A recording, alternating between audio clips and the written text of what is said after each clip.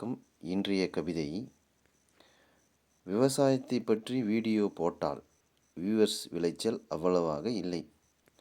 பொது அறிவு வளர்க்க யூடியூப் சேனல் ஆரம்பித்தாள் அவள். இதையெல்லாம் யாரும் பார்க்க மாட்டார்கள் என்ற அறிவு பிறகுதான் வந்தது அவளுக்கு. நல்லவை பற்றி நாளும் பதிவிட்டால் பார்த்தது 4 பேர் கூட மிஞ்சவில்லை. காதல் பற்றி கவிதை எழுதினால் கொஞ்சம் சப்ஸ்கிரைப் ஆனது.